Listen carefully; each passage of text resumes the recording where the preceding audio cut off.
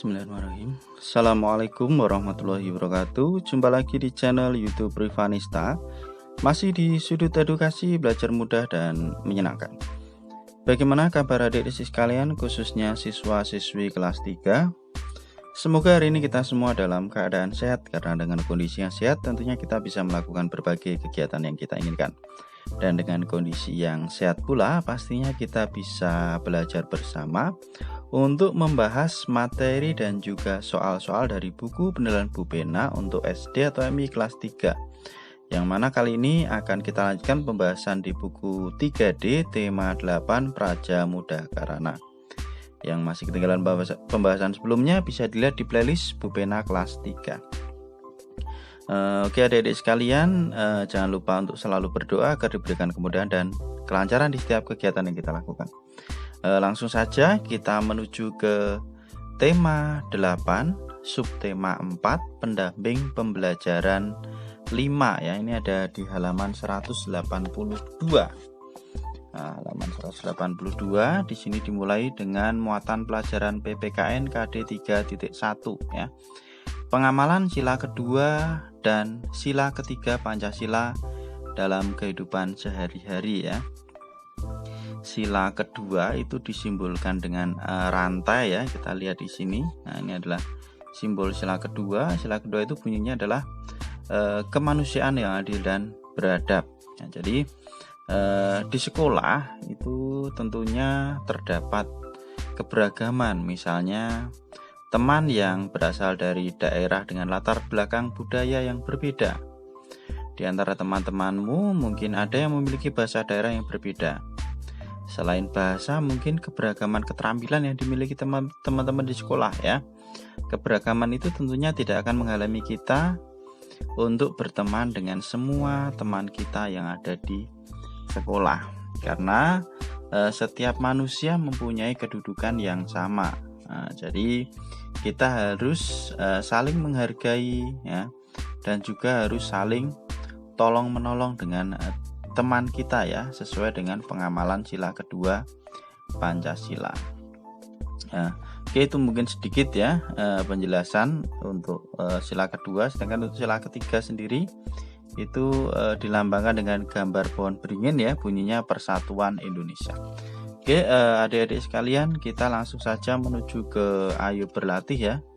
Ini di halaman 183. Menentukan perilaku yang sesuai dengan sila kedua Pancasila, menentukan perilaku yang sesuai dengan sila kedua Pancasila dalam kehidupan sehari-hari, menentukan perilaku yang sesuai dengan sila ketiga Pancasila, dan menceritakan perilaku yang sesuai dengan sila ketiga Pancasila dalam kehidupan sehari-hari. Oke, kita mulai ke soal nomor 1. Saling menghargai dan menghormati antar teman merupakan perwujudan sila kedua Pancasila. Bagaimana penerapannya dalam kehidupan sehari-hari? Oke, yang nomor 1 di sini sudah saya tuliskan ya, Dedek. Nomor 1 ya, muatan PKN ya. Jadi perwujudannya yaitu dengan saling tolong menolong di lingkungan sekitar. Kemudian yang kedua bisa juga dengan menghargai segala perbedaan di lingkungan sekitar kita. Itu ya untuk soal nomor 1. Lanjut ke soal nomor 2, tulislah contoh pengalamanmu dalam menghargai teman. Nah, contoh pengalamannya nih misalnya menghargai pendapat teman saat berdiskusi ya. Jadi ketika kita sedang berdiskusi ya, pendapat teman kita kita hargai dengan cara mendengarkan terlebih dahulu ya, atau dengan tidak memotong pembicaraan teman. Lanjut ke nomor 3. Menjaga persatuan di lingkungan sekolah merupakan pengamalan sila ketiga Pancasila. Bagaimana penerapannya dalam kehidupan sehari-hari? Oke, untuk yang nomor 3 ya. Penerapan sila ketiga Pancasila dalam kehidupan sehari-hari, misalnya dengan hidup rukun dengan sama teman dan juga tetangga ya. Hidup rukun dengan sesama teman dan juga tetangga. Oke, kita lanjutkan ke soal nomor 4. Tulislah contoh pengalamanmu dalam menjaga persatuan di lingkungan sekolah. Nah ini ya, ini dengan cara berteman tanpa membedakan satu dengan lainnya. Kemudian yang kedua, tidak bertengkar dengan teman. Itu ya adik-adik sekalian. Kita lanjut ke soal berikutnya ya, soal nomor 5. Ini ada soal cerita ya. Jadi rumah Sinta kebanjiran. Sinta tidak dapat pergi ke sekolah karena peralatan sekolahnya rusak. Komang, teman sekelas Sinta, mengetahui kejadian tersebut. Menurutmu apa yang harus dilakukan Komang? Oke, untuk yang nomor 5 ya. Jawabannya adalah mengajak teman-teman untuk ikut serta membantu Sinta. Itu ya untuk nomor 5. Jadi memberitahu teman-teman mungkin dengan kondisi Sinta dan bisa membantu Sinta sesuai dengan kemampuannya ya. Oke, itu untuk muatan pelajaran PPKN. Selanjutnya ada muatan pelajaran matematika KD 3.13, membaca data pada diagram gambar ya. Jadi sebelumnya kita bahas tentang diagram batang ya. Jadi selain diagram batang, sebuah data dapat juga disajikan dalam diagram gambar. Diagram gambar adalah diagram yang menggunakan gambar untuk menyatakan suatu data. Satu gambar dapat mewakili satu atau lebih data, yaitu tentang diagram gambar ya. Ini ada contoh diagram gambar ya, tentang banyak tanda kecakapan khusus atau TKK yang diperoleh 5 anggota pramuka. Ini ada Beni, Dedi, Komang, Fitri, dan Dina ya. Kemudian banyak tanda kecakapan khususnya. Nah ini satu gambar bintang mewakili satu tanda kecakapan khusus. Berarti Beni mendapat 4 kecakapan khusus karena satu bintang mewakili satu ya. Dedi mendapatkan 2 TKK, Komang mendapatkan 3 TKK, Fitri mendapatkan 3 TKK atau tanda kecakapan khusus, dan Dina mendapatkan 4 tanda kecakapan khusus seperti itu ya. Nah ini sesuai yang sudah saya jelaskan tadi ya. Nah oke, sekarang perhatikan diagram gambar banyak tanaman bunga yang dibawa siswa kelas 1 sampai 3 berikut. Nah kita lihat di sini. Nah ini siswa kelas 1 sampai kelas 3. Nah satu gambar mewakili 4 tanaman. Sekarang jadi satu gambar ini mewakili 4 tanaman. Kalau tadi satu mewakili 1, sekarang satu mewakili 4. Maka di sini siswa kelas 1 yang dibawa adalah, kalau satu mewakili 4 berarti ini 2 gambar, berarti 2 kali 4 ada 8 tanaman ya. Kemudian siswa kelas 2 ini berarti 3 kali 4 berarti 12 ya, 12 tanaman. Kemudian kelas 3 2 kalikan 4 hasilnya adalah 8 tanaman. Oke ya, kita lihat di sini penjelasannya. Jadi tanaman di bawah siswa kelas 1 ada 8 tanaman, betul ya, 4 tambah 4. Kemudian ini yang kelas 2 adalah 4 tambah 4 tambah 4 atau 3 kali 4 ya, 12. Kemudian kelas 3-nya 8 tanaman. Kemudian mungkin selain penjelasan itu juga ditanyakan siswa yang paling banyak buat tanaman adalah siswa kelas 2 ya. Kemudian selisih tanaman yang di bawah siswa kelas 1 dan kelas 2. Nah, 12 dikurangi 8 hasilnya adalah 4 tanaman. Itu ya Dedek penjelasannya. Sekarang kita ke Ayu berlatih. Sebuah kegiatan pengumpulan sampah yang dilakukan anggota pramuka menghasilkan data beragam jenis sampah sebagai berikut. Nah ini sama ya, diagramnya berupa diagram gambar. Lah kita lihat di sini ada sampah. Jenis sampahnya ada sampah botol, sampah plastik, sampah kertas, dan juga sampah kardus. Kemudian keterangannya satu gambar mewakili 3 tong sampah. Nah berarti kalau ada 2 gambar berarti 3 ditambah 3 sama dengan 6 atau 3 kali 2 ya. Kemudian yang sampah plastiknya adalah 1, 2, 3, 4, 5. Nah berarti 5 kali 3 15 ya sampah plastiknya. Kemudian sampah kertasnya ada 1, 2, 3, 4. 4 kali 3 ada 12. Kemudian sampah kardusnya ada 3 kali 3 sama dengan 9 tong sampah. Itu ya. Jadi karena keterangannya di sini adalah satu gambar mewakili 3 tong sampah. Oke, langsung kita ke soal nomor 1 ya. Apa jenis sampah yang paling banyak terkumpul? Nah kalau paling banyak tidak usah kita kalikan, cukup kita lihat aja yang paling banyak tongnya ya. Ini jawabannya adalah sampah plastik berarti. Kemudian jenis sampah yang paling sedikit terkumpul, nah berarti tongnya yang paling sedikit hanya ada 2 ya, berarti sampah botol.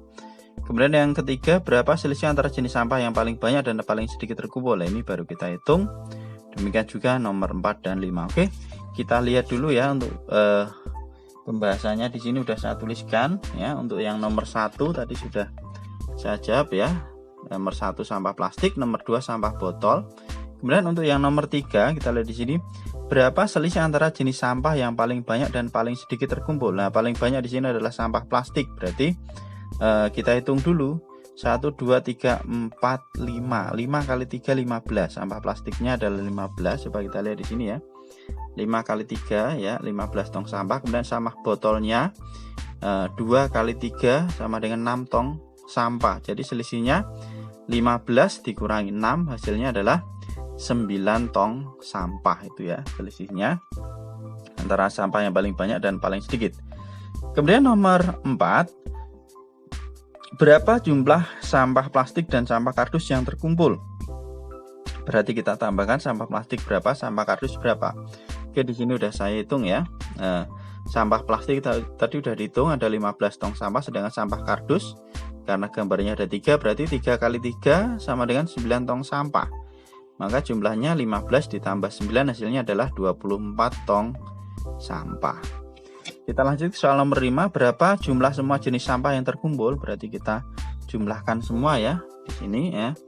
Berarti ada 6 ditambah 15 tambah 12 tambah 9, hasilnya adalah 42 tong sampah. Jadi ini kita hitung berdasarkan jumlah tong kalikan 3 ya. Yang pertama itu 2 kali 3, kemudian ini 3 kali 5, kemudian ini adalah 3 kali 4, ini 3 kali 3.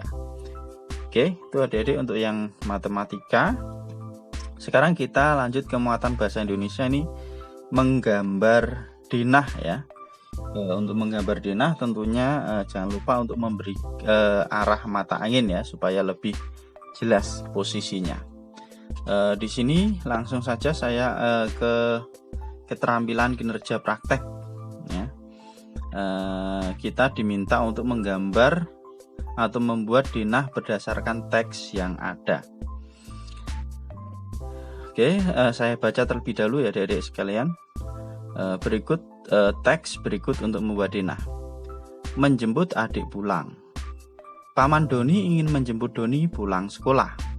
Paman Doni tidak hafal letak sekolah Doni. Ibu membuatkan denah untuk Paman Doni. Dari rumah, Paman Doni harus berjalan ke arah timur karena sekolah Doni terletak di sebelah timur rumah Doni. Sekolah Doni berseberangan dengan toko mainan anak yang terletak di sebelah barat. Di sebelah barat daya sekolah Doni ada warung es krim kecil. Di sebelah selatan sekolah Doni ada Masjid Nurul Falah. Jika berjalan dari sekolah Doni ke arah tenggara, ada SMP Maju Bangsa. Di sebelah timur laut sekolah Doni ada kantor pos. Di sebelah utaranya ada pom bensin. Ke arah barat laut dari pom bensin ada halte bus. Nah, ini kita diminta untuk menggambar ya di kertas gambar A3. Silakan adik-adik mungkin bisa disiapkan.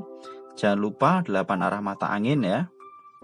Kemudian hias sebagus mungkin dan kumpulkan. Oke, di sini saya hanya memberikan contoh sedikit ya. Mungkin adik-adik bisa dibuat yang lebih bagus. Intinya adalah letak-letak atau posisi dari tempat-tempat yang ada di cerita ini. Oke, kita lihat ya. Jadi mula-mula kita gambar dulu ya rumah Doni, dari rumah Doni. Kemudian arah mata angin jangan lupa. Oke, di sini saya berikan sedikit contoh ya. Jadi ini atas itu biasanya utara, selatan, timur, barat. Nah, ini timur laut, tenggara, barat daya dan barat laut. Dimulai dari yang pertama ya. Dari rumah Paman Doni harus berjalan ke arah timur ya. Jadi ini dari rumah Doni berjalan ke arah timur ya. Berjalan ke arah timur. Oke, kemudian ke sini ya berarti. Kemudian selanjutnya karena sekolah Doni terletak di sebelah timur rumah Doni. Sekolah Doni berseberangan dengan toko mainan anak yang terletak di sebelah barat. Nah, ini sekolah Doni. Ini toko mainan anak ya, berseberangan. Jadi toko mainan anaknya ada di sebelah barat sekolah Doni. Oke, seperti ini. Kemudian di sebelah barat daya sekolah Doni ada warung es krim kecil. Nah, Ini sekolah Doni, ini sebelah barat dayanya. Ini ada warung es krim kecil ya. Buat di sini ya, ini sebelah barat dayanya. Kemudian di sebelah selatan sekolah Doni ada Masjid Nurul Falah. Berarti di sebelah selatannya sebelah sini ya, ini adalah Masjid Nurul Falah. Selanjutnya, jika berjalan dari sekolah Doni ke arah tenggara ada SMP Maju Bangsa. Dari sekolah Doni ke arah tenggara berarti ke sini ya. Ketemu SMP Maju Bangsa. Di sebelah timur laut sekolah Doni ada kantor pos. Ini sekolah Doni, timur laut ke sini berarti ya, ada kantor pos ya. Di sebelah utaranya ada pom bensin. Nah, sebelah utaranya sekolah Doni ada pom bensin ya. Kemudian ke arah barat laut dari pom bensin ada halte bus. Ini pom bensin barat laut berarti ke sini. Ada halte bus. Nah, berarti oke ya, sudah selesai seperti ini. Ini mungkin paling tidak ini letak-letaknya adik-adik sekalian udah sesuai. Cuman kalau pengen dibuat yang menarik silahkan bisa dibuat yang sebagus mungkin. Yang penting untuk denahnya itu harus sesuai ini. Dimana letak rumah Doni, sekolah Doni, kantor pos. Nah, ini udah sesuai dengan arah mata angin, sesuai dengan denah ya. Mungkin ini contohnya ya adik-adik, silahkan bisa dibuat yang lebih bagus ya. Oke, mungkin sampai di sini untuk pembahasan pendamping pembelajaran 5 ya. Untuk pendamping pembelajaran 6 di tema 8 subtema 4 akan kita bahas di video berikutnya. Terima kasih sudah meluangkan waktu untuk belajar bersama. Mohon maaf bila ada kekurangan. Silahkan pertanyaan atau saran bisa dituliskan di kolom komentar untuk kita diskusikan bersama-sama. Mungkin cukup sekian untuk video kali ini dan saya akhiri. Assalamualaikum warahmatullahi wabarakatuh.